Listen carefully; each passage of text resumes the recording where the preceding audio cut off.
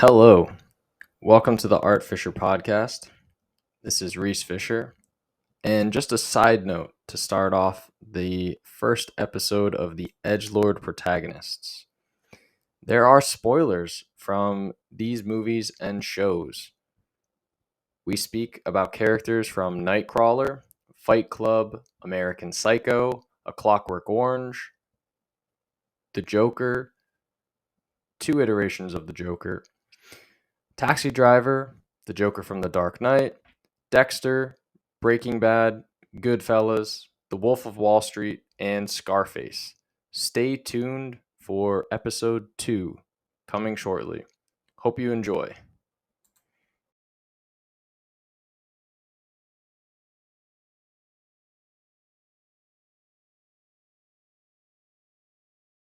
Intro again. Welcome to the podcast.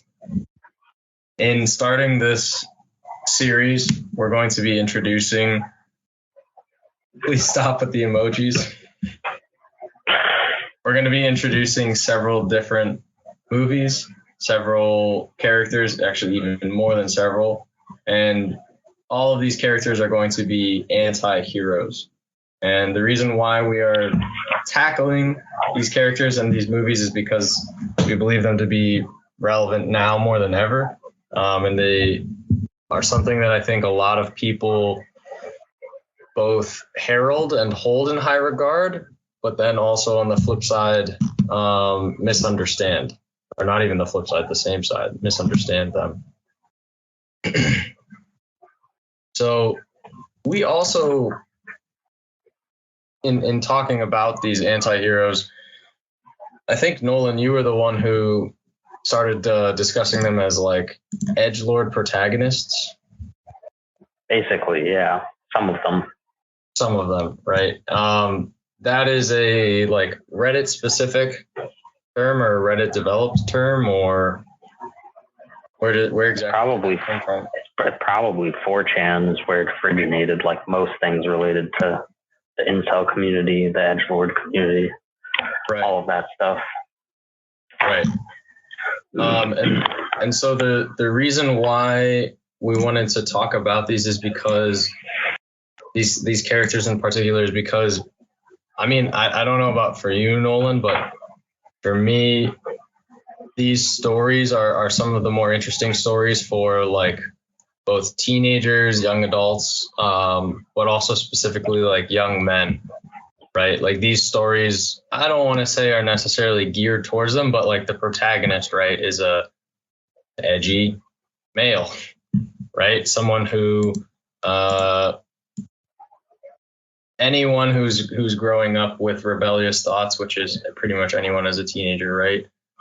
On some level could identify with in some ways, or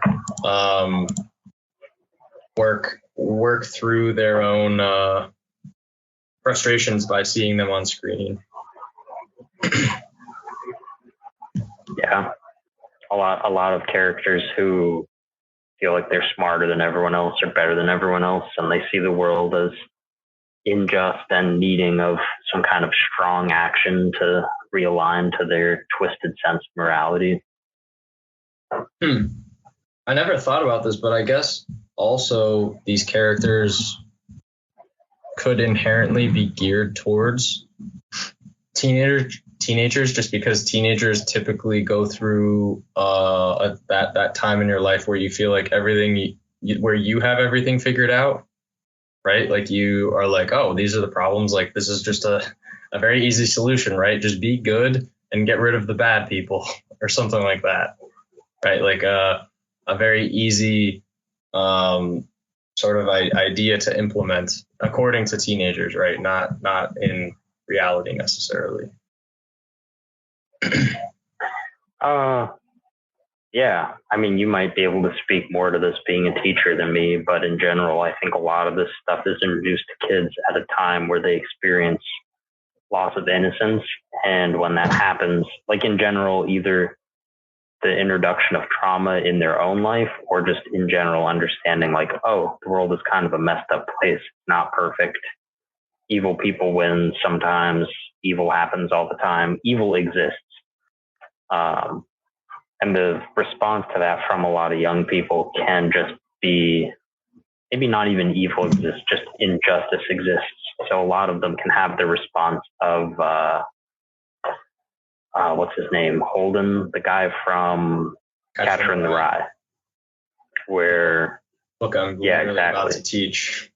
Yeah, that's why I figured I'd bring it up, because that's the way a lot of young men respond to this idea, is by going, oh, I'm above it. I'm better than everyone else. Everyone else is a fake. Everyone else is a fraud. Everyone else is a liar or unjust or something. And I mean, we can talk about Holden if we want to, but I think they're more interesting characters, especially in terms of talking about like the glorification of a lot of these anti-heroes, either implicitly by the authorial intent, people creating this stuff, or just the fact that they're popular because the world is more morally gray now. Right. And as I said before, also as a teenager, right, you have a lot of either frustration with your parents, frustration with the world, frustration with yourself that's shooting out into different areas of your life, and seeing like a protagonist that actually does something about these problems can it can feel cathartic in some ways, right? Like I don't necessarily want to list examples right now, but it's similar to a tragedy where you're seeing something play out on the screen and you aren't necessarily hoping that the bad thing happens, but there is some catharsis in seeing that and not having it happen to you, is like the easiest way of explaining catharsis in dealing with tragedies. But going back to what we were talking about with Holden, we kind of discussed offline that there are a number of characters who could represent like early examples of this sort of edgy protagonist. Would you like to talk about those earlier examples first, or would you like to talk about like the hallmarks of what makes this anti-hero type? I think I'd rather talk about Clockwork Orange first. I think that's the best starting spot for it. Okay, so then because we can talk about earlier examples, like you can go as far back as like Paradise Lost, like just the devil, like better to reign in hell than serve in heaven. Like that's kind of an idea that gets echoed forward towards some of these characters. Like characters we'll be talking about are like Alex from A Clockwork Orange, Tyler Durden from Fight Club, who is definitely like the living embodiment of that. Better to reign in hell than rule, or serve in heaven rather. Yes.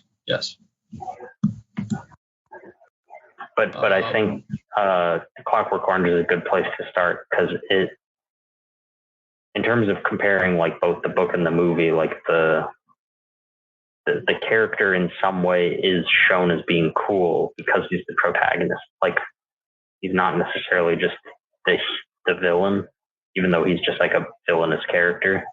We see everything through his eyes. So kind of debunking or examining the way in which Burgess or Kubrick portrays him as a villain or a hero or an anti-hero.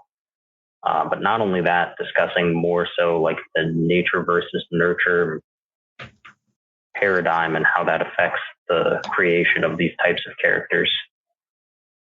Yeah, because, I think. Sorry, go ahead.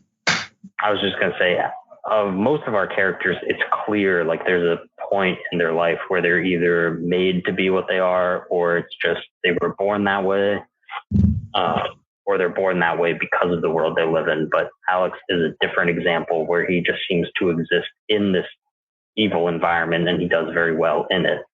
And that gets echoed by a lot of these other characters we'll talk about.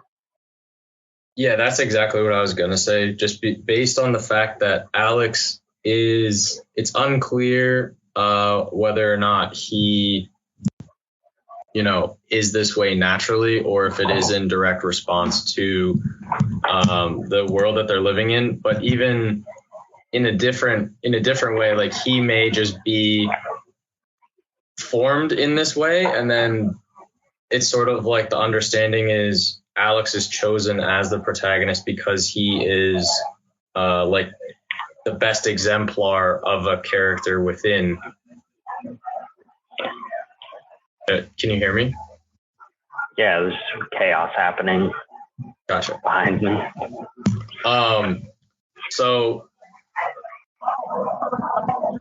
yeah, he's more of like the just for fun type of this character, right? Like he does all of the things like, you know, drugs, alcohol,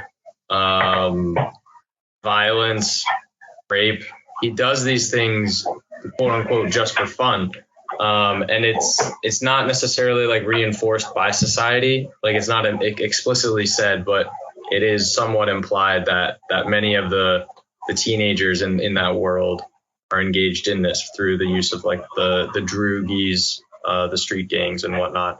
And furthermore, the characters in that story appeal to, I guess you could say that the male teenage audience or the young adult audience in some ways, like early 20s, because I mean, that character is able to like just basically feed into and like express all of the wild violence that they may have. And seeing that on screen, as I said before, kind of like the tragedy piece. If you're frustrated with the world, you kind of probably have a lot of anger, maybe for yourself or what have you. And Alex kind of demonstrates the ultimate exemplar of someone like just acting out their enragement, even though he himself doesn't seem to have a lot of like rage necessarily. He just kind of. Oh yeah, I mean the energy presents itself the same way. Right. But I think that's a big part of his character is the combination of how much he enjoys it with how much it's an expression of anger. Yeah, so I guess he's more like hedonistic, right?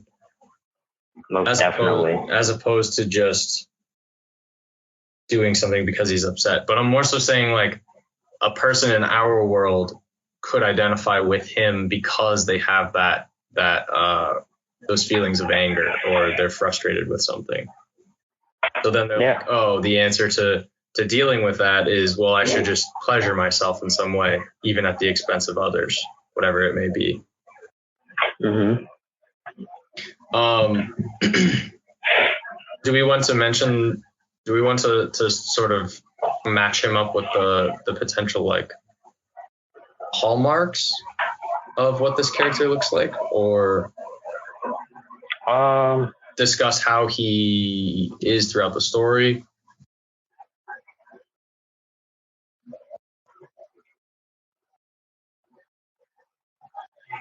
Yeah, we can do either one. Like in terms of the hallmarks of these characters, they're in general like bored, they're alienated, they're angsty. Those things definitely describe him. As for how he goes through the story, I'm not sure what you mean. Well, how that evolves?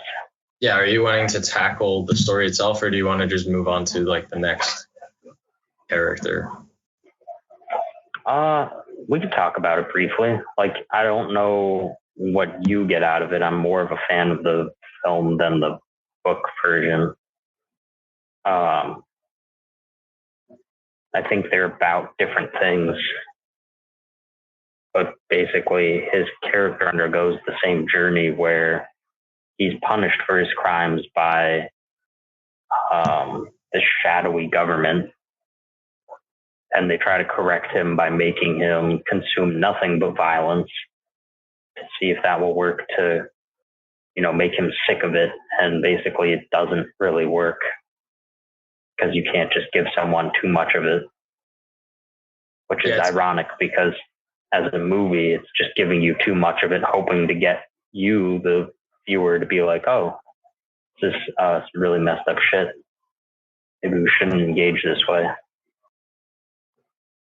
Yeah, there are other levels of irony as well, in that the society you can blame for a lot of the ways he operates, but then they try to change him by giving him more of the bad parts of society, or the bad parts of history, right? Like in showing what the Nazis are doing, what by showing intense violence or rape to him, and it doesn't really like have any effect on him.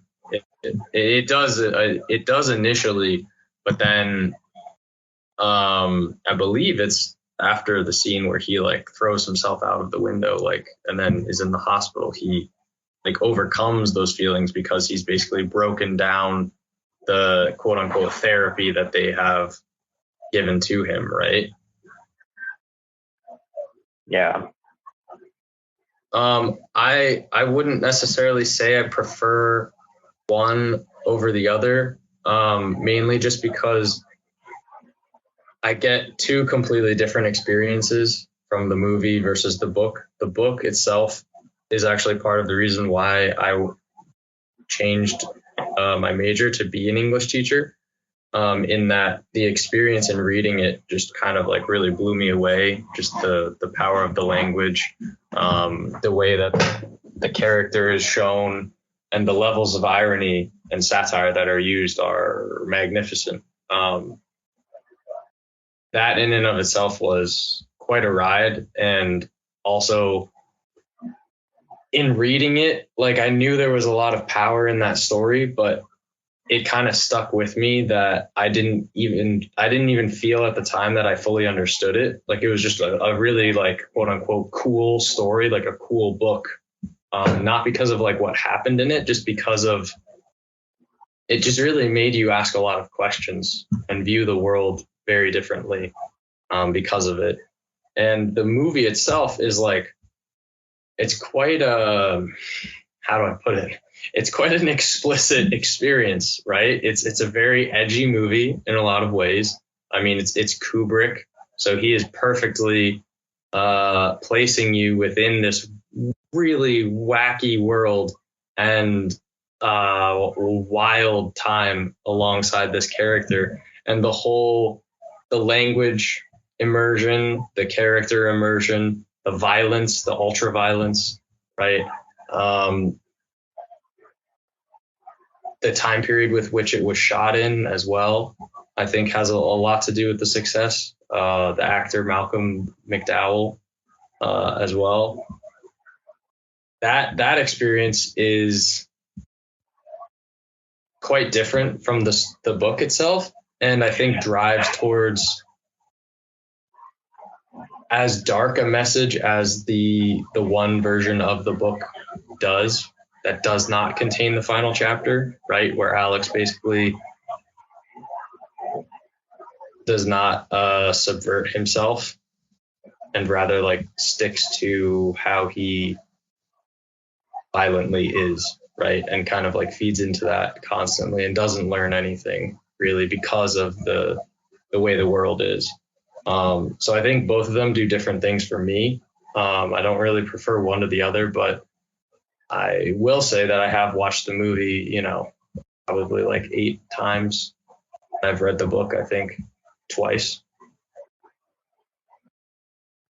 Yeah, I mean, ultimately, that's why I prefer the film version to the book, because the end of the film is just like really dark, but it ends on a very humorous note. Whereas the original British publication of the book ends opposite way, where it's, well, I mean, that's not humorous, but he resolves to, not be violent. Like he says he's cured, but he still recognizes the darkness within himself. Right. He just resolves to turn his life around. So I don't like. I just don't see the character doing that. Like I don't see his journey going that way. You don't think it's realistic, is what you mean?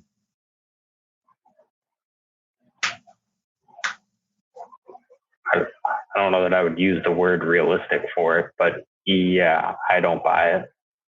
Okay. Yeah, that makes sense. I think also starting with A Clockwork Orange is a good intro to something that we will be discussing with all of these characters and all of these directors, which is the cool factor, right? Like sort of that allure of this edgy person, this person that thinks differently about things, this person that actually acts on the differences that they want to see in the world or that they want to experience. And that because of that cool factor, you as the viewer really fall at times in line with what the character is doing or with their potential perspective. At times, like you can get lost or like caught up in what they're driving towards until they do something, that's incredibly gruesome or it shatters the illusion that you've been caught up with them. And you realize, oh, wow, that's intense. I don't know if I would go and do that, right? The cool factor, building towards that. Yeah, I think there's some of that in Clockwork Orange. Like you can definitely watch the movie and try to laugh your way through it. I mean, it's pretty brutal. But if you're desensitized enough, like you can quote unquote enjoy it, right, and not be just mortified of it. Yeah, I think the older you get as well, the more uncomfortable it can make you feel, while still you appreciate like the shots and you appreciate like the way that the story unfurls, which is another thing that I think we're going to be tackling in this series, which is examining the story and the characters separate from reality, I guess. So just approaching it like as an objective narrative, right? Yeah, I don't think we want to get too much into that right now, especially with A Clockwork Orange, because I'm sure it's something we'll talk about in the future. Okay. Because that does actually lead in really well to Fight Club, because it's an unreliable narrator. So the narrator of a Fight Club presents the world very objectively, but we learn it's completely subjective, and that he's crazy the whole time. Whereas A Clockwork Orange is like purely objective. Like there is no subjectivity really to his view of it. Like it's just like this is the way that the world is, and this is how he succeeds in it.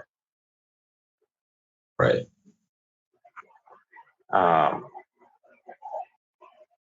But yeah, we should talk about Fight Club, because this is like the prime example of a quote unquote edgelord protagonist. Yeah, who's presented as cool, because we identify with Tyler as being like this cool influence on this boring guy's life, basically up until the point where they want to blow up buildings, and even then still people probably are a fan. I mean, how could you not even like, how could you not align with Brad Pitt? Look at how ripped he is. Look at how he can fight. Look at how he can smoke cigarettes and just not care. Look at his hair that stands on end and is perfect in every way. And then that's you are experiencing that as the viewer through Edward Norton's eyes, who's none of those things. And then they develop this Fight Club from Brad Pitt's idea in order to do this, and you might fall in line with those ideals. You just need a time where you can beat someone up and they can beat you up, and it makes you feel alive. Yeah, we had discussed maybe mentioning Jordan Peterson, but basically if you consider Jordan Peterson's goal, which is to take people on the fringes of society, like the characters in Fight Club who get roped into Tyler Durden's schemes, he's not going after the same thing, because Jordan Peterson isn't telling people to blow up buildings, but he's recruiting the same people and telling them to do basically as much traditional Christian normative value, self-imposed actions as humanly possible. Yeah, like they both, so you're saying like they both have their own moral code?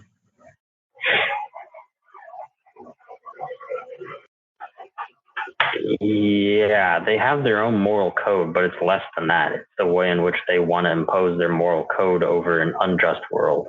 Mm-hmm.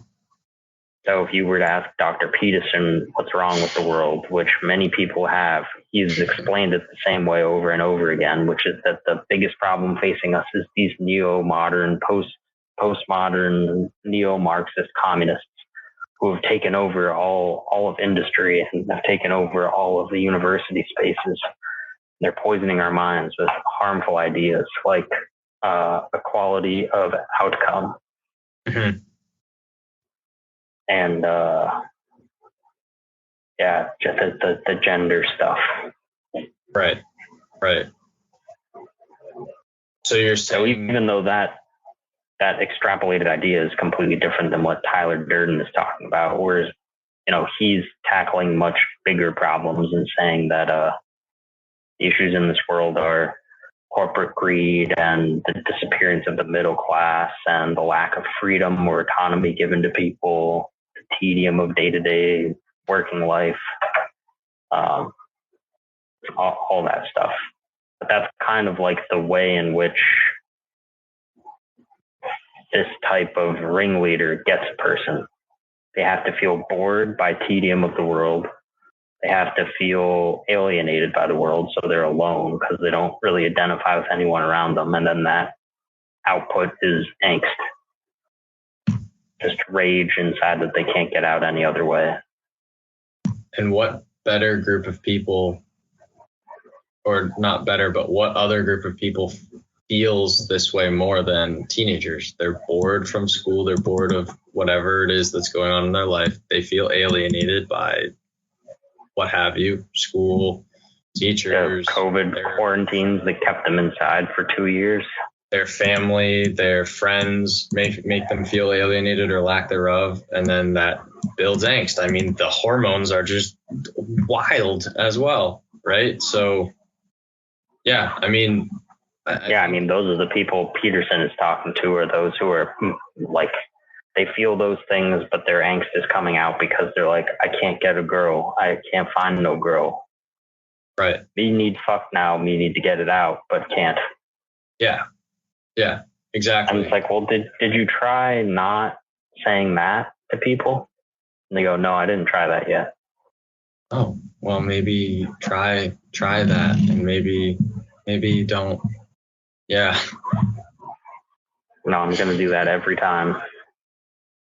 Why are you doing that every time? Well, because that's who I am. And if I don't do that, then I'm devaluing myself. I think that actually brings up another point, which is identity, right? Like these characters in some fashion actually fill a lack of identity for people. So like they identify on some level. This is something we will talk about more, but they identify on some level that this character does have morals and they stand for something and that's valuable, right? Like you could list a whole number of characters, but they appreciate, I'm talking about the person watching the characters, they actually understand that this person stands up for something and is willing to act on that. And they value the fact that they actually have morals. Whereas, as you said before, we're living in a more increasingly like gray space where people are continually saying that either morals don't exist or they're saying that they do exist, but it's unclear, and no one is willing to stand up and say, no, this is not unclear. This is not how you should act or how you should operate. And things are getting like very confused and muddled a lot of the times. So basically what I'm saying is that this fills that need of their growing identity with an answer, right? In that this is how you deal with not having an identity, but also this is how you deal with the problems of the world. Yeah, I mean, it leads to a different problem where a lot of the time they feel depersonalized by the stagnant state of their environment, be that a boring dead-end office job or whatever it is that they're doing, like, just trolling through YouTube all day. Like, either way, they have no personality, they have no real identity. And their response to that is seeking out people who say, no, you're an individual and you need to respect your own individuality and follow every single rule that I say and adjust to the type of person I want you to be. And then we can figure out how to make soap together and then use the lie in order to make bombs and then blow up. Yeah, it's just cult creation. Right, at its core. It's really, really easy to find a bunch of people who are alone and in need of guidance, and then say the best thing you can do is be an individual, and then you foster that for a while, and then since they still have no identity, you just take your ideas and you just stuff them right. You just put them right inside. So that's what Tyler Durden does. And then they think that that's their identity all along. Yeah. Fight Club is powerful because that's the best way to have a cult of people who will do whatever you want, including committing murder, blowing up buildings. They start it through violence, like brotherhood through violence. Right. So obviously a lot of these characters that are going to the Fight Club are not having success with women, and that's probably a part of it. They just have no touch. So then where do they put that anger? Beating up other men, which in a weird way is the sort of latent gay subtext in it. Yes, definitely. Which is that's a smaller part of the movie. It definitely is a part of the movie. I think it's more clear in the book, which makes sense because the author Chuck Palahniuk is gay and has written a lot about these types of homosexual characters who have a lot of weird insecurities where they either can't come out or don't want to, and the way in which that friction sort of shapes their environment. Right. In Fight Club, I don't. You could probably make that argument about either the book or the movie that a lot of these characters are just gay, and that's the reason why they're doing what they're doing. But I think that's a very small part of it. That's definitely a very narrow approach to it. Yeah, I agree. But yeah, as for how, to me, it's obvious that Tyler Durden is evil from even the beginning. Yeah, he's cool. He says all the cool things, and he likes to fight. Fighting is cool. He doesn't take no shit from nobody. He doesn't respect authority. All the things a burgeoning young angsty teenager would look up to. But as for people who hold on to it beyond their college dorm room posters, I don't know how you explain well that this is not the sort of person to idolize. If you've already gone down that path and said the government's corrupt, all the politicians are bought and sold, we're fucked, oligarchies run everything, the environment is burning down and no one's doing anything about it, or education sucks, people are getting dumber every day, how is Tyler Durden not right? Yeah. I mean, I don't know how much we want to talk about this, but he is, I think he and the other characters in some way are both right in some ways, but also the fact that they're authentic further allows them to be identifiable by an audience. But you are saying that in some fashion, Tyler Durden is right or appears to be right or can appear to be right? Oh, he's right in saying the world is a messed up place. Right. I think that's the truth of a lot of these characters and why we empathize them or empathize with them, because they all say the world is a dark place and that justifies my darkness in it. Right. But it doesn't, because all these characters are tragic. In Fight Club's circumstance, like, it's because of these things that the protagonist invents Tyler Durden as some kind of delusional second personality, because he doesn't have a way to cope with it. Yeah.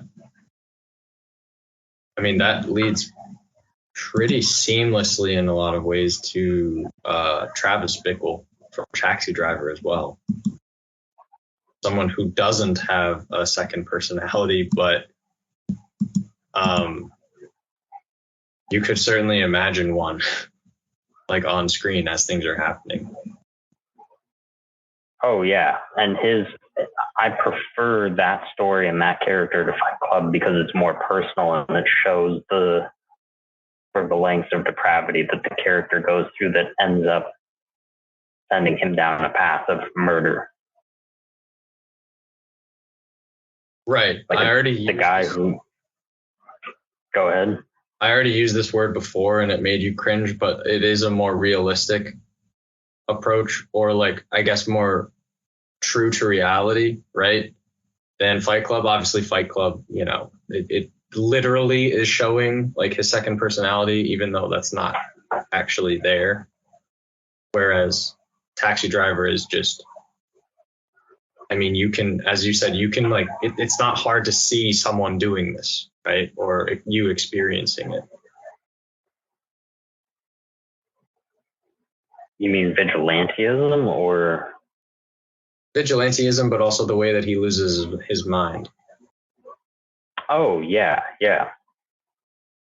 If you live in a city now or, 2 years ago or something through COVID, like, you could definitely go through the same problems Travis Bickle was going through, especially if you're, like every veteran from every U.S. war has gotten screwed. Yeah. And the ones today are no different. There's no place for them. They return home. Like, imagine being from New York City and you went and you served in Afghanistan for a decade or something. You come back and, you watched all your friends get shot in the mountains or whatever happened. And then the government gives you nothing and you get discharged because who knows why. You maybe just got dishonorably discharged or discharged normally. You live in poverty, and then you just come back and see, oh, I was fighting for nothing. I was fighting for a bunch of crooks on Wall Street or something, or I was fighting for these kids in school who don't have genders, and that upsets you, or whatever it is. Mm. Yeah, the world you return to both is from your perspective worse, but also because of what you experienced, you're now seeing things more as they are, or like even more with like I guess you could say a disturbed mindset. Like, you have been disturbed based on your experience, so now you're seeing things through that specific lens.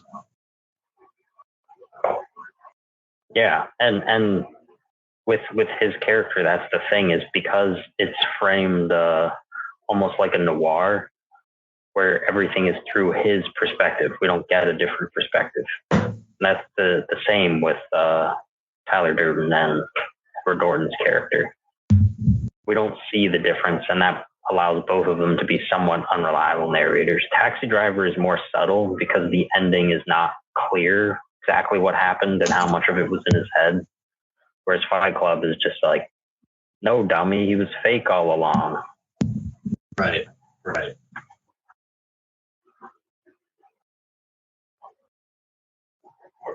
As for the way in which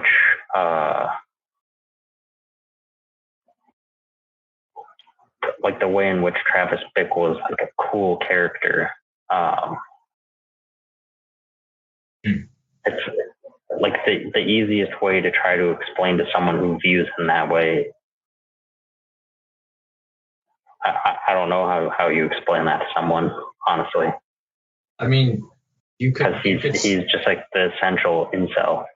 Yeah, you could see it in a similar way to Tyler Durden, in that at one point he becomes like very militaristic with his like regimen, right? Like he follows his regimen in order to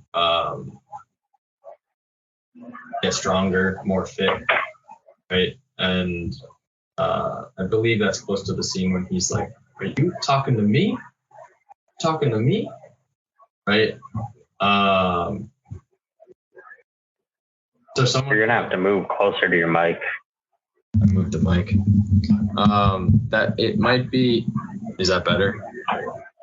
Yeah. You were just starting to cut out. It might be around that time where he says, "Are you talking to me?" Or before that rather, where the viewer is identifying with what he's doing because he does stand up for like cleaning up the streets, cleaning up the corruption of the city.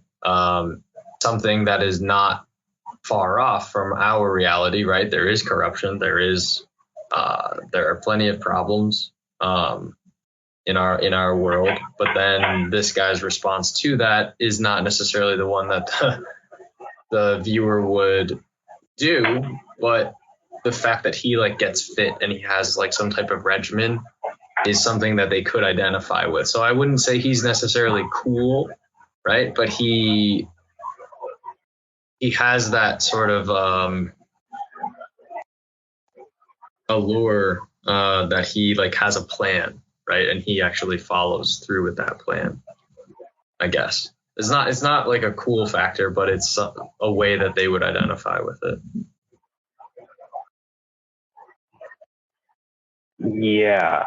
The point I'm making is, if you get to that point in the movie and you are still empathizing with him or thinking he's cool, then you've sort of missed the entire point. You are him, or you will turn into him. Or basically, yeah. Could turn into him. Sorry, I don't want to say you will. But yeah. Yeah, and the solution for people like him, like the quote unquote cleaning up of New York City, only came by a massive crackdown of law and order, where they just started arresting people left and right. Right. New York in the 70s and the early 80s was not a fun place to be. It was an endless amount of violence. Yeah. And that was how they chose to solve the problem, was just beating everyone up, racial profiling, arresting everyone. I was going to say race was a huge component of the response, but also... Yeah, followed by gentrification. Yeah, right.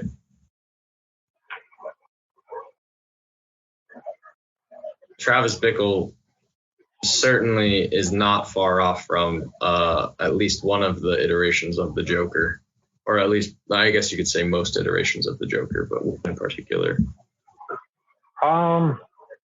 Yeah, I mean, in terms of the Joker being a vigilante, for sure.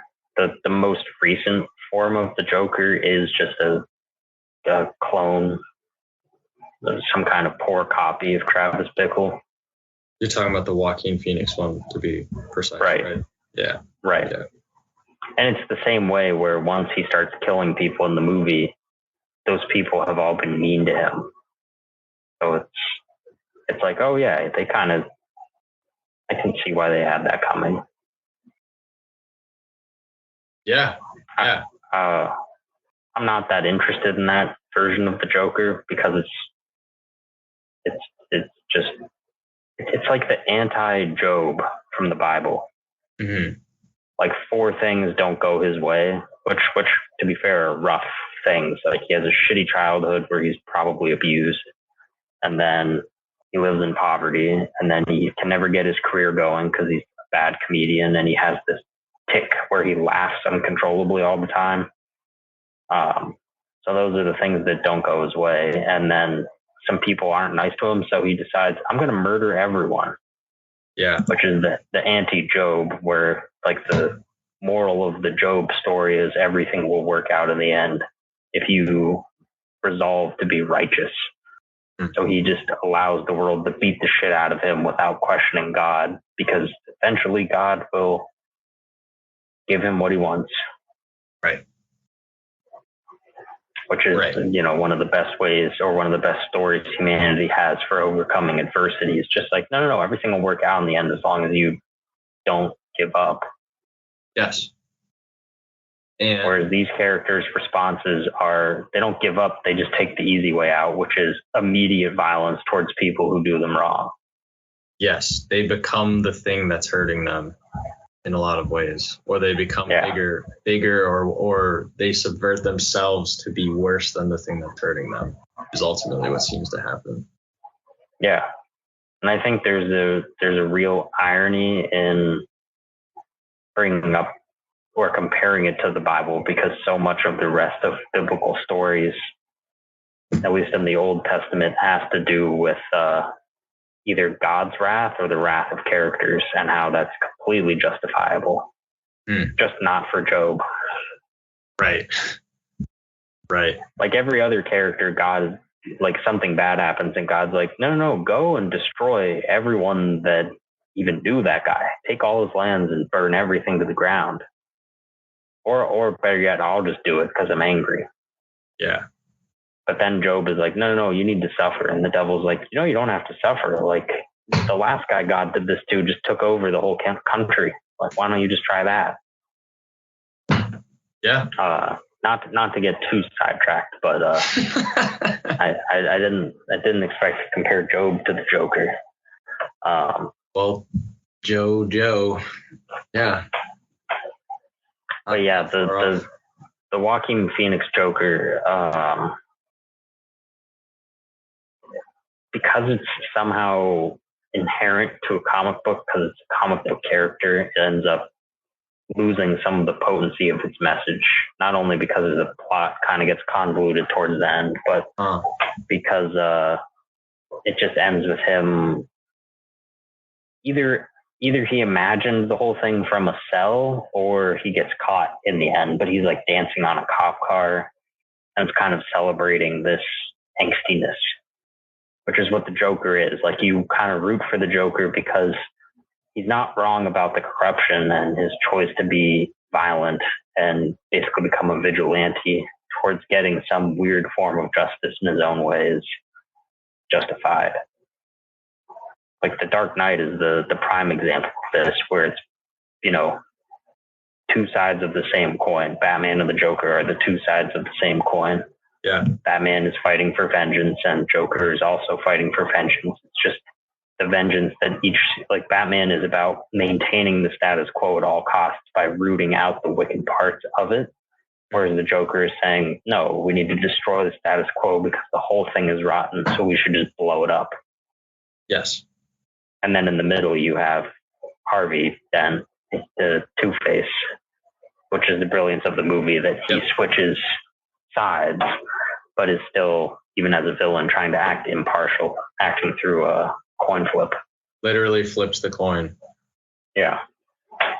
But that's just like a visual illusion, story illusion, excellent screenwriting thing that they do throughout the movie. Yeah. Back when Christopher Nolan, Jonathan Nolan were trying when they were writing scripts. not just like literally flipping coins for plot ideas. Very intentional, certainly. Like their scripts were very intentional. But even that version of Joker has been mythologized to death. Like, not only is there the legend of Heath Ledger dying because he played the role, which obviously adds a lot of weight to the character, but just the idea that like the things he says are not inherently wrong. It's just the execution of those ideas that goes awry. That's exactly what I was going to say, is that Travis Bickle is not inherently wrong that there are problems in New York City and there are problems in the world. Tyler Durden is not wrong by identifying that there are problems with the world. It's just the manner with which they sort of like strike back at what they say is wrong, but then also even like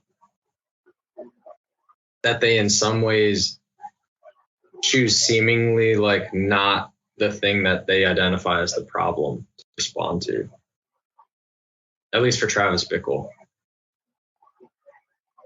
I think for most of these characters, like there are plenty of other characters we have written down here where it's like they have some kind of code or form of vengeance and they want to enact that change onto the world, justifiable or not. Dexter Morgan from Dexter is a good example because he's his own form of Batman. It's just he's a serial killer. Yeah, he does. He breaks the rule. He breaks that one rule.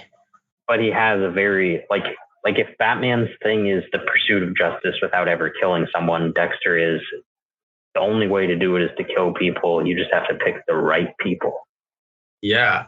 And I think that brings up the question, or rather the answer, that there are many people in this world that identify with that ideology. I personally think there are. I think there are a lot of people there definitely are. That are like, you know what, the Joker was right. And they unironically laugh with him. Well, for as much as I would have criticizing things to say about Jordan Peterson, that's one point with him I agree, and that is that there are a lot of would-be Stalins in this world. Oof, yeah, that is a very terrifying thought, but yeah, I mean, like, what would you do with ultimate power? Would you immediately become some kind of, benevolent overlord or god? I assume most people would just either immediately become Old Testament God or Stalin. Are we the baddies? And then the answer is yes, just like it is for poor Mark. Yeah, it's just, all right, I'm going to try to be benevolent.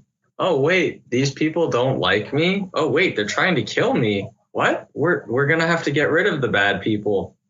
Wait, there are more bad people now? Why are more people being bad? Well, because you just killed a bunch of people. Okay, kill the bad people. Just get rid of the bad people. Yeah, and I think that's the point we're trying to make at some level, is there is really no excuse for violence in solving any of these problems. Yeah. Like, it's hard to envision a utopia, like some kind of perfect world where we've removed violence from it entirely, but we've definitely learned from, all of history that the solution to ruling and power is not violence, not culling the world of people who don't agree with you or culling the world of bad actors. I think that in some ways also is a statement that you and I have talked about before, which is that in order to agree with that sentiment, you also need to really understand the intention around art and the power that art is expressing, which is that they don't have these characters to be model citizens for you. These characters are not someone that you should model your life after. They're showing you in many levels of irony most of the time that you might identify with them, but then they push that character to a point where you should go, oh, that is not a great thing to do. I probably shouldn't do that. But then it kind of loses some people, whether or not it's because they haven't asked enough questions, or they're just watching it as a movie and they're just like, oh, that was a movie. Time to watch another movie. Well, the message can get muddled sometimes, like the difference between the Jokers. Like, we're supposed to agree with the Joker at some level. Like, it's more obvious in the Dark Knight Joker because, he fills up a boat full of women and children and is like, I'm going to blow it up. Yeah. The point he makes is still cogent, like saying that the lives of the criminals are still equal to the lives of the women and the children. Yeah, and but he's willing to kill them all nonetheless. Yeah, exactly. Exactly, and it's not hard for you to identify with his sentiment of being like, prisoners are people too. And you're like, oh yeah, he's right. But then you're like, but I wouldn't go so far as to just, chance it. Let's see. Yeah, exactly.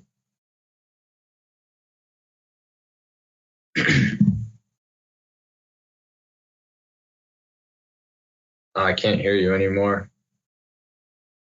Muted. Oh, there we go. There. Yeah. In terms of intent, like some of these characters blur the line more than others. Like I think Travis Bickle is pretty unequivocal in the way that Scorsese and Schrader both wrote and directed him, versus like Scarface, who's more of an old timey anti-hero. But I think Travis Bickle is like sort of the shining example of, as you said before, like someone who is an incel and someone who is not someone that you should identify with. Like it's very hard to get to the end of the movie and be like, oh yeah, I'd totally do all of that again and again. Whereas other ones, I think some people get so caught up in it where they actually at the end haven't figured it out and haven't figured out why they might identify with that character. But yeah, Scarface. Sorry, continue on. Yeah, Scarface, which will lead me into another character, which I think is a really good example of the intent missing its own point. But like Scarface is fun, and there are horrifying parts. I mean, there are many iterations of Scarface. There are 2 Scarface movies, and I think they're making a 3rd one now. But the one most people are familiar with is the 1980s De Palma version with Al Pacino. And for the most part, you root for him from start to finish. Like, it's an underdog story. He's an immigrant.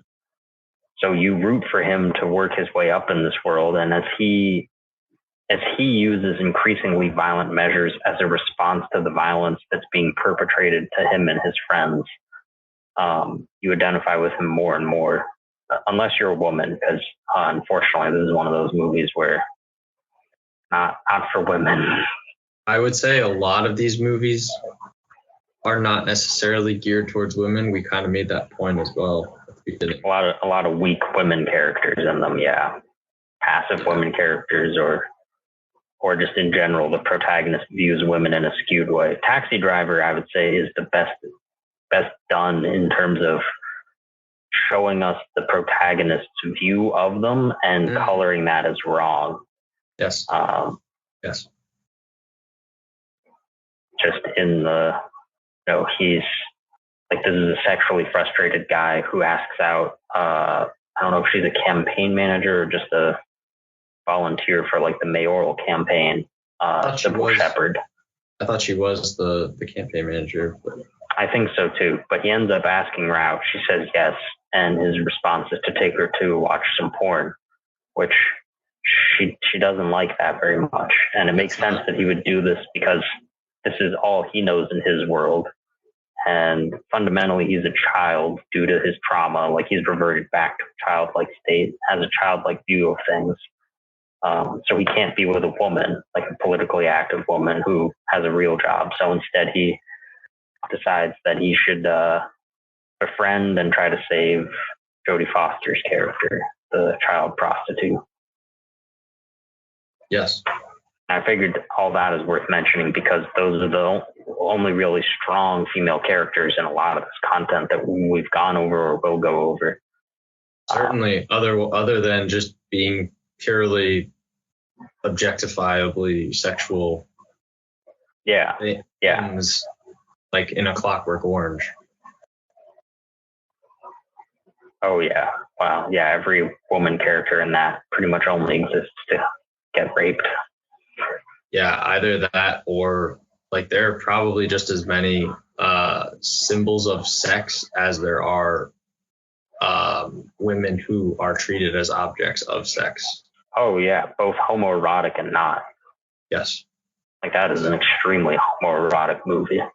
Yes. I mean, there's a literal like popsicle in the shape of a penis that he ingests and then gives back. There's a lot. We'll do an episode one day about just that movie and break it down frame by frame for 4 hours. But frame by frame, by frame, that's gonna be a lot of club. Just cut in the splices of the pornography that's spliced into the movie. Yep. But anyway, back to Scarface. So you root for him pretty much up to the end, and even at the end, you still kind of root for him to get out of the gunfight. Say hello to my little friend. That's the line people remember, even though it's just a villain shooting random thugs who are sent by someone who justifiably wants them dead. It's essentially a karate film just with guns. That's yeah, in some ways. That scene in particular, I would say. I just never thought about that before. But then it ends up being a tragedy because basically the movie starts with him not really being a criminal, and then he becomes the kingpin of an empire due to his own greed, his own ambition. He fits this mold a little less because he's not specifically as edgy. Yes. Like he's not bored with his life per se, and he isn't necessarily alienated either. He just has a lot of rage and a lot of ambition. The one I do want to talk about is Walter White, another form of Scarface. I'm gonna have to do something in response to that. Walter, what is this hat? Becoming Walter White. Oh, the Heisenberg. The Heisenberg. Say my name. Yeah. What's your name? Say my name. You're goddamn right. Yeah, but that, so I think Scarface gets away with making him cool because when he dies, you're like, oh, that was kind of pathetic. He was just like a coked out lunatic and he dies like a bitch in his mansion. Yeah. Walter White, on the other hand, when he dies, like we get this like really silly, almost saccharine ending with I forget the song. But it's kind of like, it's not Crimson Blue Persuasion or Crystal Blue Persuasion. It's My Baby Blue. My Baby Blue. My baby blue. Do do do. And he's like he's like caressing the meth tanks, like his family he's caressing. Well, at least he admits, like in the final episode, that he did it all for himself. Like the whole show, he's saying, I'm only doing this for my family. And in the end, he's like, no, I just really enjoyed cooking meth and being a villain. Do you think that, from a psychoanalytic perspective, do you think that he comes to realize that and then admits it? Or do you think he knows that all along? Like, I think he unconsciously knows it all along, but doesn't come to terms with it. And then eventually recognizes it in maybe one of the Heisenberg episodes. Well, he has, towards the middle of the 5th season, he has a sit down with Jesse to convince Jesse to stay in the meth business, where he's like, listen, I'm not talking about, how much money there is. We're not in the money business anymore. We're in the empire business. I'm going to build something to last. So you could argue that at that point he knows, like it's no longer about him providing, it's about him fueling his ego and becoming the biggest, strongest person in this game. Right. But, as the series comes to a close, you could argue that he becomes more sympathetic towards his own family that he screwed over because he has all that time in the cabin to think alone about what he's done and how it's impacted them. Yeah. Because ultimately the final episode is mostly about Walt trying to set things right, like trying to make sure that the money actually goes towards his kid's future, which it wasn't going to. And then he basically apologizes to Skylar and says, yeah, I was a prick, but I couldn't help it. My brain's too big and I just needed to cook all that meth. But that is his reasoning. Like, he meets up with her and he's like, yeah, my bad. Like, I just really like cooking up meth. Yeah. Yes. But then the most heroic thing he does the whole show is go and save Jesse, even though it's really his fault. Jesse is a slave for the Nazis in the first place. Like, he goes and he wipes them out, saves his life. That shit is so satisfying on like so many different levels. Like, just Jesse driving away in the car and is so unbelievably cathartic after watching that entire show.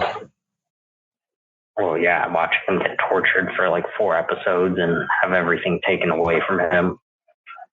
But yeah, I think Breaking Bad is one of the most poignant examples of them being right on that line, very thinly, between, is Walter the guy that you root for because it's cool that he's doing this stuff, like, say my name, I'm the one who knocks, or is he just like edgy and we're supposed to be like, whoa, pump the brakes, man, like, you're really cringy. Yeah, it's unclear. Like, you can view the show both ways. I think a lot of people watch it and a lot of the promotional material is like, this guy's cool, this guy's Scarface. Yeah. And I think there's a huge difference in the promotion of the show and the way that it became really popular. Because for the first 3 seasons, it was not that popular of a show. Viewership was kind of low. And then by the end of the 3rd season, it picked up. And the last 2 seasons are about him becoming a drug kingpin and like ruling everything and being the badass guy. Whereas he's more of a tighty-whitey wearing little prick in the first few. But I think part of that is how they marketed the show and marketed it as, this guy's Scarface and he's cool because he's Scarface. And I think that's kind of wrong. I think you need to have the lines be more clear. If you go back and watch the whole show, I've rewatched most of the show recently because it's just, really well made, really visually engaging. The acting is top notch and the writing is excellent. But basically, like, you can watch the whole show and be like, no, Walter's the protagonist. Walter is like kind of an anti-hero by the end. Just ignore the kid poisoning and the blowing up a bomb in the nursing home and those prison murders, the prison massacre. If you ignore all that, like, he's kind of an anti-hero because he's the protagonist of the story. Rather than going back and starting from the beginning and going, as soon as Walter cooks meth for the first time, he is a villain. He's evil. Right. But you have to know that. Like, if you're just watching the show for the first time and you're a 15-year-old kid and you're like, I like crime drama or whatever, like, you're going to end up being like, wow, he was cool and it's a tragedy. It's tragic that he dies. Because I don't know if you can say that the show is tragedy. I don't know if his death is tragic. I see what you're saying. I mean, in order for it to be a tragedy, are you okay? Did you stub your toe? No, that's nothing. I'll tell you later. Okay. It's football. Uh-oh. I got footballed. Speaking of tragedies, what I was going to say is, in order for it to be a tragedy, not every tragedy has to have a tragic hero, but he certainly is not a tragic hero. He certainly is a tragic anti-hero. If you are going to say it is a tragedy. But also, like, if you're talking about a tragedy, right, you have to talk about like a fatal flaw, a point where he recognizes that that all was lost, basically. He has a bunch of those moments. I just don't know if he recognizes his own flaw. Or until like at least the very, very end, which is what makes it maybe a tragedy. Like, as opposed to the show just ending with him dying out alone in the cold in the woods. Like, that wouldn't make it a tragedy. It would just be the story of him and the way in which he deserved to die alone, cold. Right. Sorry to interrupt mid thought there. No, that's fine. I'm more so saying, is also for the microphone, is this better, or is it better the other way? This is better? Or is it just the same? It's a little more clear. All right, I'll do it this way then. Yeah, I think he is sort of like the most modern version of I guess obviously serially it adds a lot more depth to him.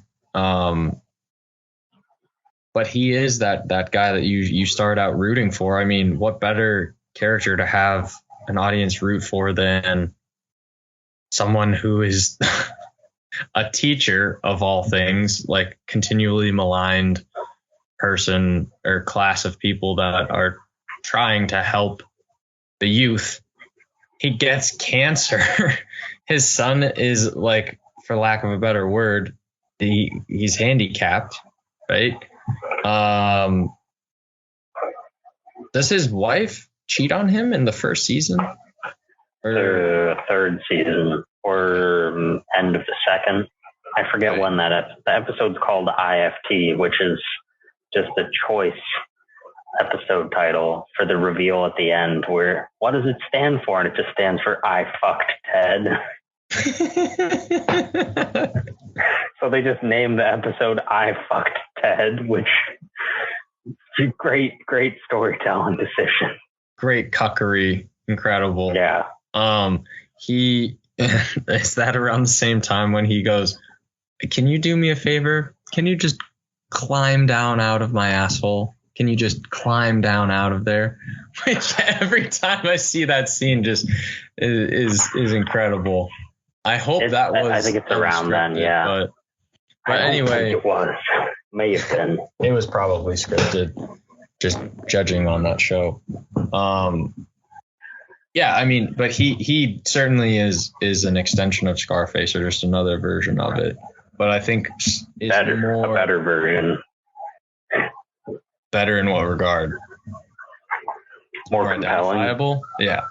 Just more compelling overall. I think it helps that it's a TV show, but like centering it around a man who has nothing to lose, and that's why he does it. Nothing to lose because he has an expiration date.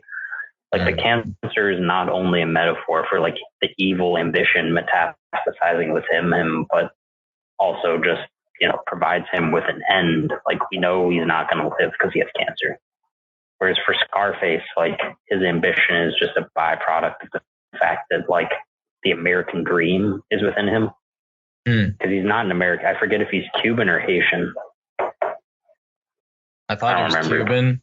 I thought he was Cuban, but that's where his evil comes from. His evil comes from his ambition to pursue the American dream, which for him is not linked to like an honest living. It's just linked to money and power at all costs, which is ultimately what I think both Breaking Bad and other versions of Scarface are about at a whole. Is fundamentally the American dream is flawed because it'll lead people to do extreme things like kill others for money. Yeah. And a Taxi Driver, Fight Club are maybe a little bit about this. Definitely the Joker is not as a little bit, but the perversion of the American dream and how it's either unattainable or trying to attainable in some way corrupt your soul. Yes, that is certainly a part of all of these things. I mean, not so much Alex and the Clockwork Orange. We kind of talked about how that is in its own category. Yeah. But yeah. Definitely about violence in America, but I don't think it's about the American dream. Well, I think it's just violence in general because it is supposed to be England, like yeah. British author. I mean, from here, what better way to jump into the American dream and the perversion of the American dream than Goodfellas? Yeah, well, I was going to say that this is a good branching point to either talk about Jordan Belfort and Henry Hill of Goodfellas and Wolf of Wall Street, or to talk about The Sopranos. I think only because I have a limited time here. Like about 20-ish more minutes. Gotcha. let's go with Henry Hill and the Wolf of Wall Street, and next time we'll open up with the Gabagoo hitting the mic. Yeah, because Sopranos is that's a deep well. I'm excited. Goodfellas is a great encapsulation of this, and another anti-hero, Henry Hill, who starts out the movie by seeing and desiring the life of the wise guys around him, the Goodfellas. And I forget the exact quote. It's a great script. I don't know how much of it is ripped directly from the novel it's based on, but really great dialogue of Henry Hill describing his methodology for joining the mafia. And it's something like, these guys are wise guys and everyone else is a chump because they're not scraping off the top. They're not grifting people. And it compares it directly to the American dream and how, like, the American dream is the grift. You got to grift people to get to the top, and that's what he wants to do. It's just sad for him. Like, his tragedy is the fact that where he's born, the only way he could escape that, really, is to join the mob. What's interesting is he's not Irish either, or he's not Italian either. Right, which becomes a plot point later on, that he can't actually become a Don or a made man or whatever, because you have to be purebred Sicilian Italian to get it. Yeah, I mean, there is definitely a metaphor in there, just inherently, but yeah, I mean, this story, I guess you could say this story is also reasonably true to life, in that it is literally like a guy who lived, did exist, but along the same lines of Travis Bickle, right?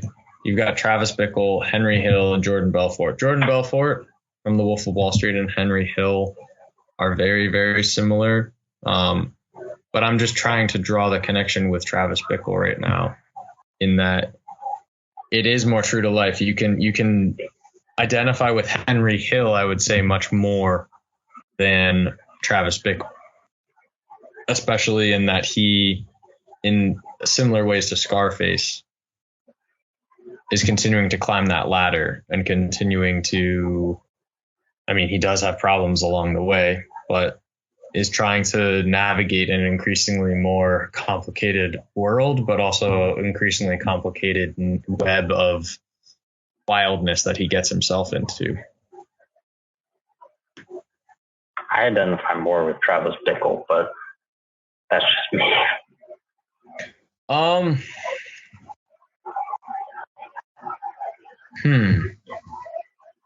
I see what you mean, but it's really just like the difference between, like, Travis Bickle doesn't have, like, his source of alienation is the fact that the people around him don't provide him with any comfort. Whereas with Henry Hill, he seeks these people out, and it's like a family, but it's the nature of the environment they live in that causes the family to fall apart. The way in which paranoia is an inherent aspect of it is heightened by their use of cocaine. But primarily it's the fact that nobody knows if somebody's going to rat on everybody else that causes his downfall and everyone else's downfall around him. Yeah. I guess what I'm saying is that it's easier for an audience to identify with Henry Hill in different points of their life because he is, like, making his way up, right? Like, I'm thinking of that particular scene when they enter into the club from, like, the back, and they, like, go through the kitchen. Like Copacabana, yeah. Yeah. And, like, that scene in particular is very alluring to someone, like, oh, wow, look, like, he can do whatever he wants. Like, he can go anywhere. And then you see him through the eyes of the woman who is also in The Sopranos. Elaine Bracco. Yeah, where she is, like, looking at him admiringly because the waiters come over and they see him and they're like, get the table, like, put it up front, like, he needs a table. That part, like, for most people is alluring, like with him in a different way from Travis Bickle, where Travis Bickle is at every point where he tries to connect with people, he doesn't get that externally. Whereas it's very easy for Henry Hill, his like self-destructive tendencies are ultimately like coupled with the family that he's working in is ultimately what you as the viewer are like, oh yeah, well, that's his downfall. Yeah, I mean, in both their cases, it's not necessarily like a decision that like gets them messed up or anything. It's not one decision point that ruins their lives. It's just like the pressure of their environment that collapses in around them, and then they make a mistake. Mm-hmm. Yeah. Yeah. How do you feel about the ending of Goodfellas? Because I was talking about this with someone. Egg noodles with ketchup. Yeah, I was talking about this with someone, and I feel like Scorsese, he really hits things home at times with endings, and then other times I feel like he sort of like misses hitting the nail fully. Like he kind of like strikes the nail, but it doesn't quite go through. I in some ways, maybe it's just because it was a real person and he kind of just like does that trope of putting the quote on screen, like Henry Hill is now serving in blah, blah, blah, penitentiary, and this, and this happened to him. But I don't know. I feel view like the ending of the movie being Joe Pesci with the gun doing the like the great train robbery. Like I don't remember the text scrawl or whatever at the end. I don't even remember that part, the Joe Pesci part. Maybe I have to watch it again. Yeah, it ends with Ray Liotta's now been relocated into witness protection, and he laments that he just wanted some spaghetti with gravy, and he just gets egg noodles and ketchup. Yes, and I then remember that. It cuts to the Joe Pesci with the gun.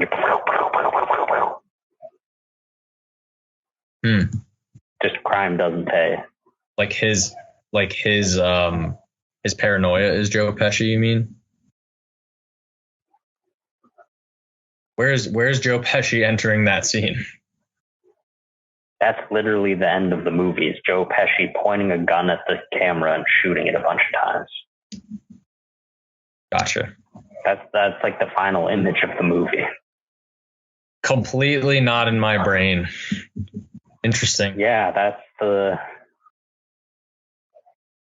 just how it ends. Well,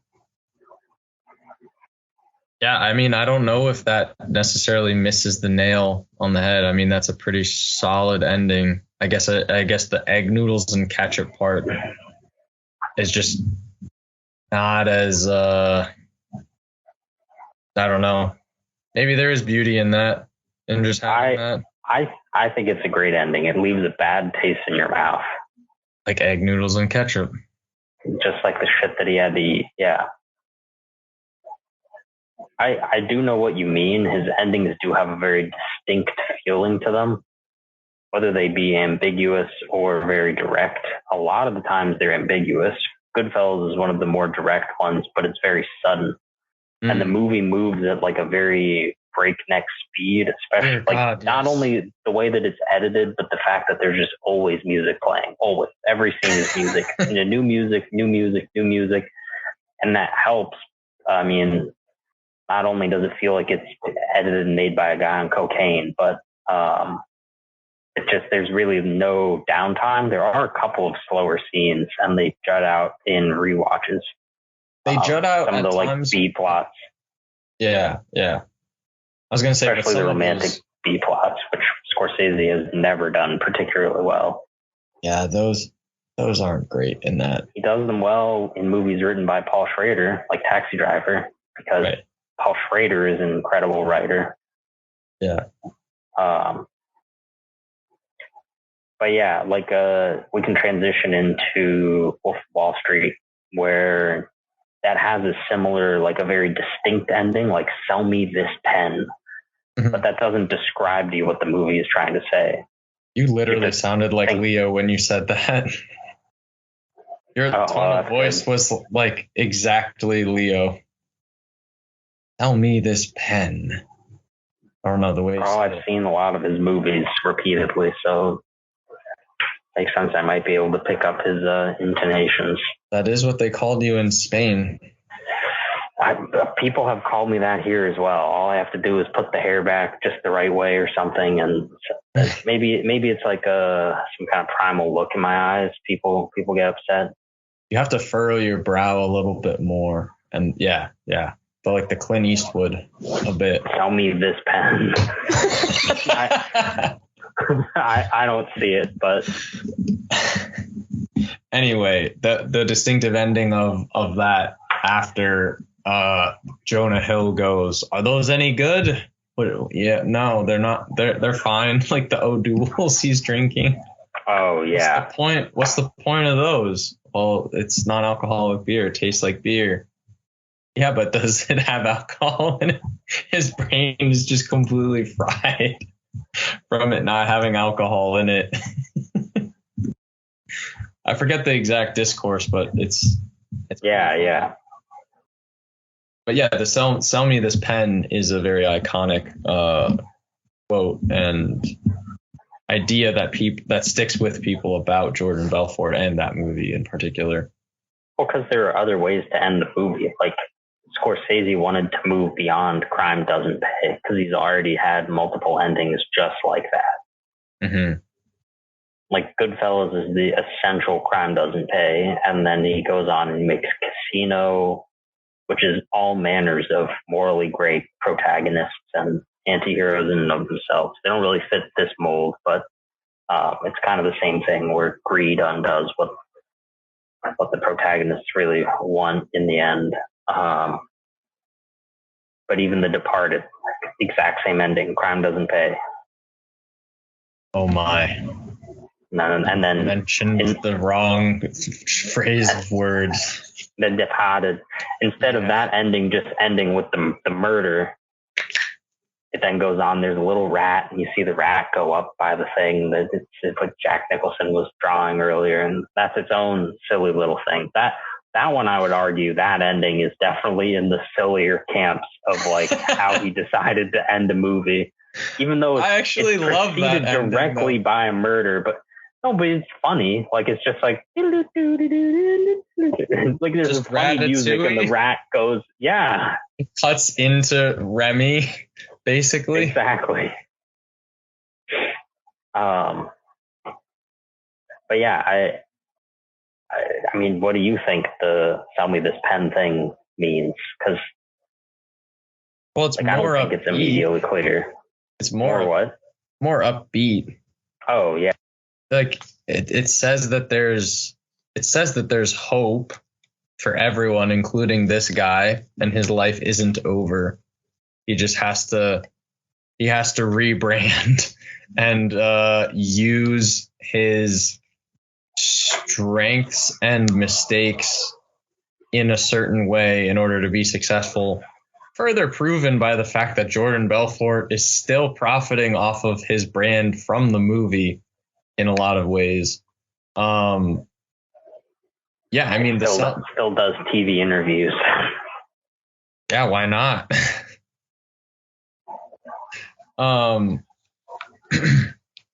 Yeah, I mean, the sell me this pen, I think is more hopeful just as a pure, if you're taking that idea purely objectively and just, from a selling standpoint, it's a pretty awesome quote. Like, you have to be able to be flexible in all sorts of different situations, and you need to be able to convince someone of whatever. Like, I wouldn't necessarily say that quote is as powerful as "Are you watching closely?"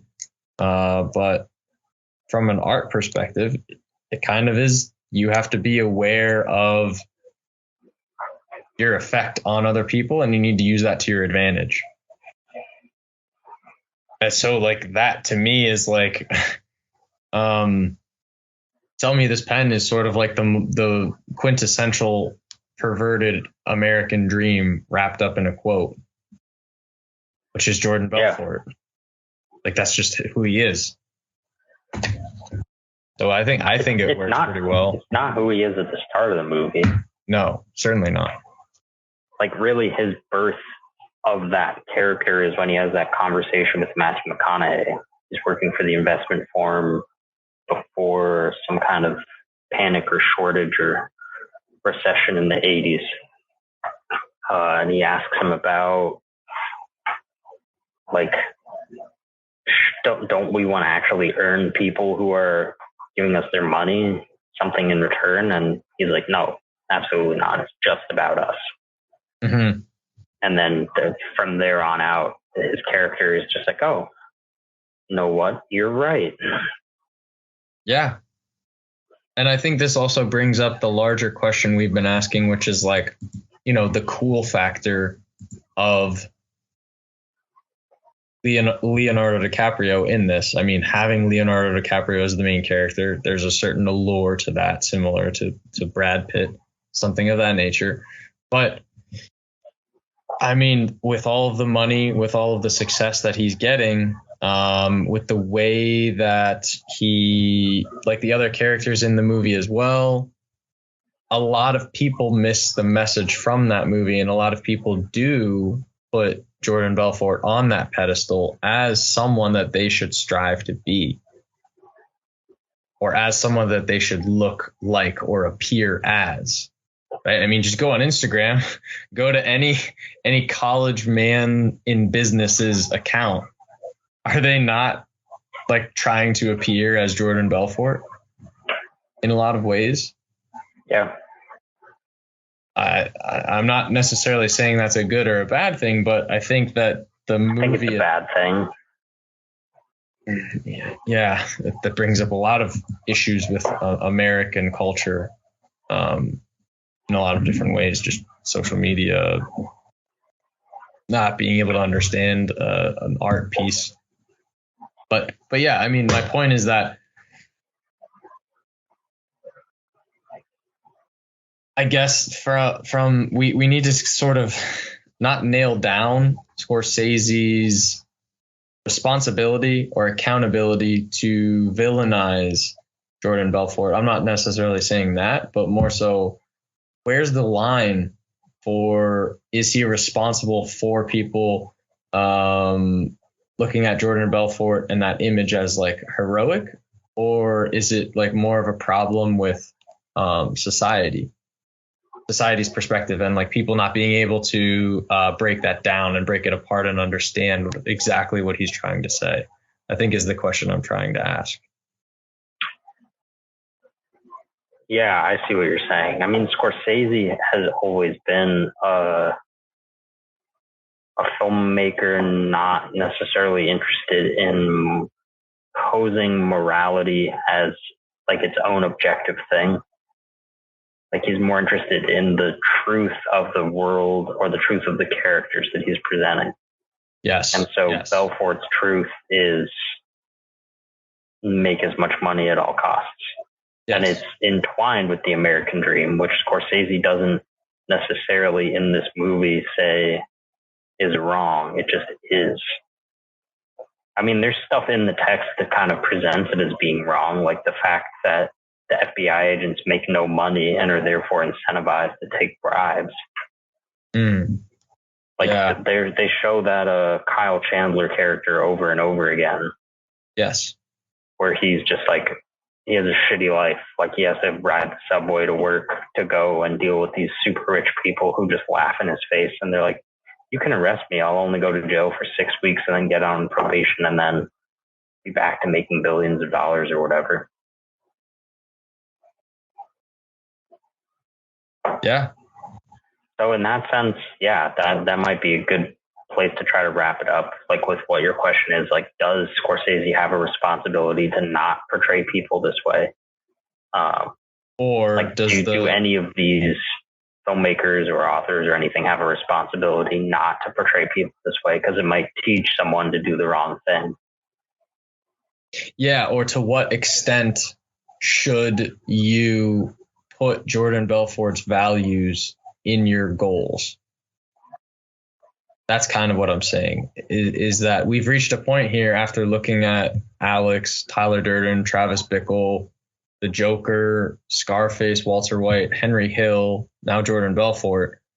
To what extent are you supposed to put what they value into your own moral ethic, your own like codex that you are operating like in the world with? And is the author making that clear? How much you're supposed to put in, if any at all?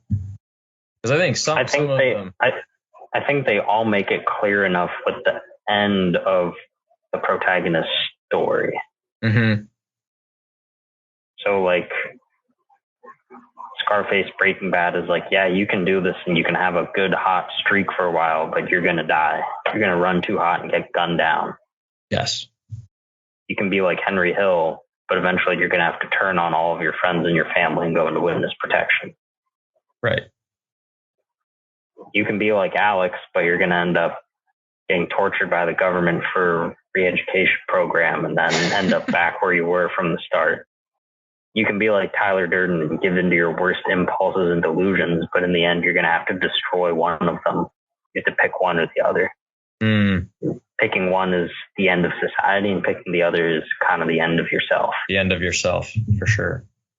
Jordan Belfort is like the one not clear-cut example where it's very, very gray, because it's saying maybe you can pick this one. Maybe you can get away with it, because maybe in this country, this environment is so messed up that you might as well just go for it. Yeah, I mean, sell them the pen. Someone not far off from Jordan Belfort is one of our prior presidents, is he not? Barack Obama? Nope. Yeah, Barry is one greedy bastard, I'll tell you what. No, it's the one after Trump, right? I mean, sell me this I don't pen. recognize that name. Oh, my mistake. We don't talk that name. President Trump? I don't speak that name. The Donnie J. Don. The Don. Anyway, Donnie like T. just that entire idea of being able to do this like shady thing, own it authentically, and then like come out not on top, but come out in a place where you're still going. Obviously, Jordan Belfort and Trump are completely different characters, completely different people, but they have. Yeah, Jordan Belfort worked his way up from the bottom. Yeah, but I'm more so saying, like, regardless of how anyone feels about Trump, right?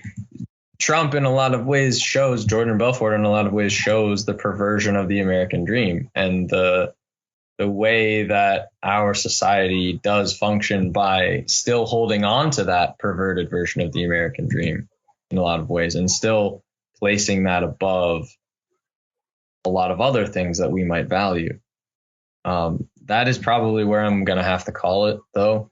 And what better way of transitioning into the perversion of the American dream than with Tony Soprano? Got myself done. All right. That's it for this episode. Until next time. See you later, Nolan. See you later. Adios.